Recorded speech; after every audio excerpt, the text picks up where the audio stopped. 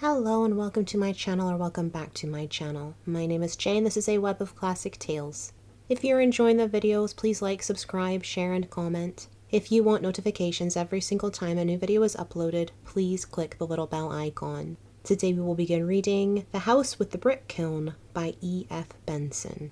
The hamlet of Trevor Major lies very lonely and sequestered in a hollow below the north side of the South Downs that stretch westward from Lewes and run parallel with the coast. It is a hamlet of some 3 or 4 dozen inconsiderable houses and cottages, much girt about with trees. But the big Norman church and the manor house, which stands a little outside the village, are evidence of a more conspicuous past.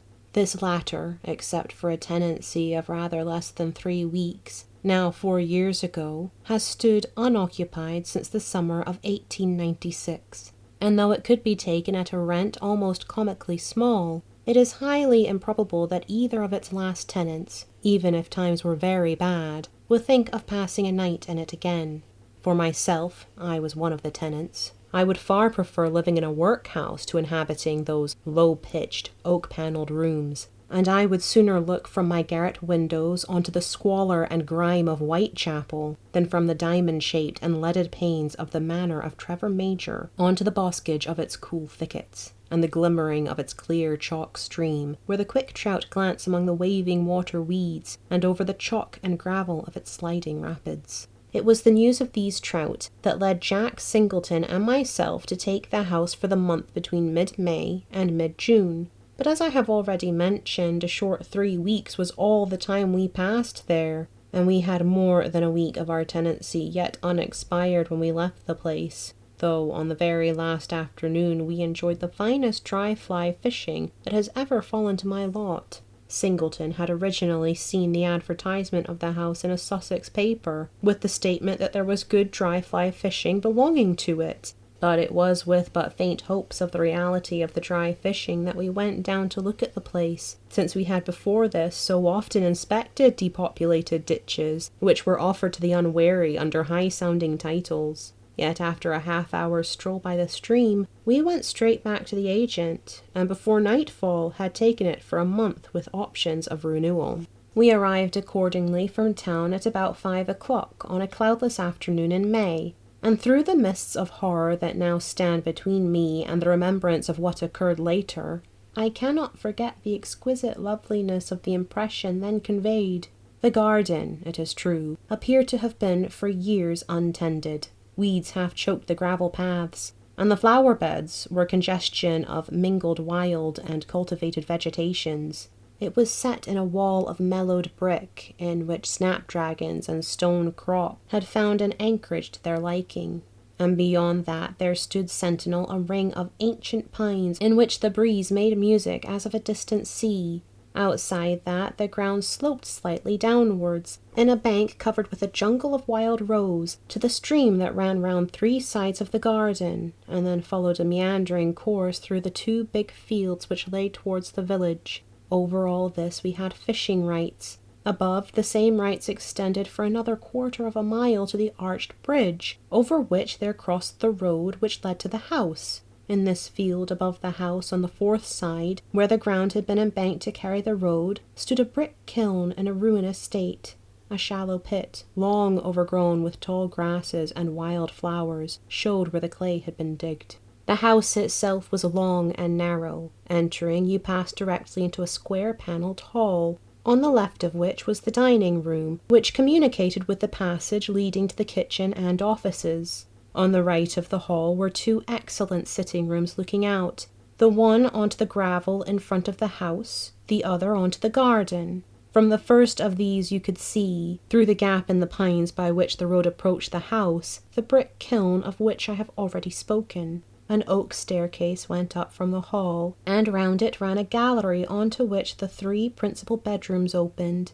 These were commensurate with the dining room and the 2 sitting rooms below. From this gallery there led a long, narrow passage shut off from the rest of the house by a red baize door, which led to a couple more guest rooms and the servants' quarters. Jack Singleton and I share the same flat in town, and we had sent down in the morning Franklin and his wife, 2 old and valued servants, to get things ready at Trevor Major, and procure help from the village to look after the house. And Mrs. Franklin, with her stout, comfortable face all wreathed in smiles, opened the door to us. She had had some previous experience of the comfortable quarters which go with fishing, and had come down prepared for the worst, but found it all of the best.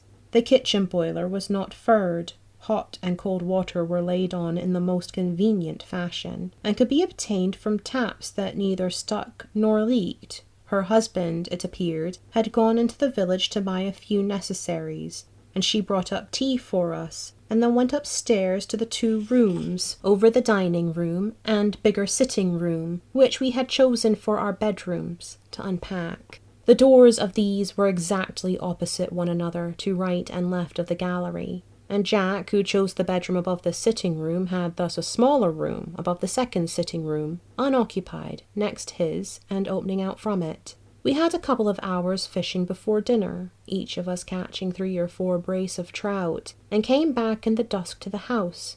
Franklin had returned from the village from his errand, reported that he had got a woman to come in to do housework in the mornings, and mentioned that our arrival had seemed to arouse a good deal of interest. The reason for this was obscure. He could only tell us that he was questioned a dozen times as to whether we really intended to live in the house, and his assurance that we did produced silence and a shaking of heads. But the country folk of Sussex are notable for their silence and chronic attitude of disapproval, and we put this down to local idiosyncrasy. The evening was exquisitely warm, and after dinner we pulled out a couple of basket chairs onto the gravel by the front door and sat for an hour or so, while the night deepened in throbs of gathering darkness. The moon was not risen, and the rings of pines cut off much of the pale starlight, so that when we went in, allured by the shining of the lamp in the sitting room, it was curiously dark for a clear night in May, and at that moment of stepping from the darkness into the cheerfulness of the lighted house, I had a sudden sensation, to which, during the next fortnight, I became almost accustomed, of there being something unseen and unheard and dreadful near me. In spite of the warmth, I felt myself shiver, and concluded instantly that I had sat out of doors long enough, and without mentioning it to Jack, followed him into the smaller sitting room in which we had scarcely yet set foot. It, like the hall, was oak-panelled, and in the panels hang some 6 of watercolour sketches, which we examined idly at first, and then with growing interest, for they were executed with extraordinary finish and delicacy, and each represented some aspect of the house or garden. Here you looked up the gap in the fir trees into a crimson sunset. Here the garden, trim and carefully tended, dozed beneath some languid summer noon. Here an angry wreath of storm cloud brooded over the meadow where the trout stream ran grey and leaden below a threatening sky, while another, the most careful and arresting of all, was a study of the Brick-Kiln. In this, alone of all of them, was there a human figure. A man, dressed in grey, peered into the open door from which issued a fierce red glow. The figure was painted with miniature-like elaboration. The face was in profile, and represented a youngish man, clean-shaven, with a long aquiline nose and singularly square chin. The sketch was long and narrow in shape, and the chimney of the kiln appeared against a dark sky. From it there issued a thin streamer of grey smoke. Jack looked at this with attention. "What a horrible picture," he said, "and how beautifully painted! I feel as if it meant something, as if it was a representation of something that happened, not a mere sketch. By Jove!" He broke off suddenly and went in turn to each of the other pictures. "That's a queer thing," he said. "See if you notice what I mean." With the Brick-Kiln rather vividly impressed on my mind, it was not difficult to see what he had noticed. In each of the pictures appeared the Brick-Kiln, chimney and all, now seen faintly between trees, now in full view, and in each the chimney was smoking. And the odd part is that from the garden side you can't really see the kiln at all, observed Jack. It's hidden by the house, and yet the artist, F.A., as I see by his signature, puts it in just the same. What do you make of that? I asked. Nothing. I suppose he had a fancy for brick kilns. Let's have a game of piquet. Thank you for listening. This has been The House with the Brick Kiln by E.F. Benson, Part 1. I've been Che. This has been a Web of Classic Tales. Please like, subscribe, share, comment. Click the bell icon for notifications. I hope you're having a fantastic day. Have a nice life, and I'll see you next time.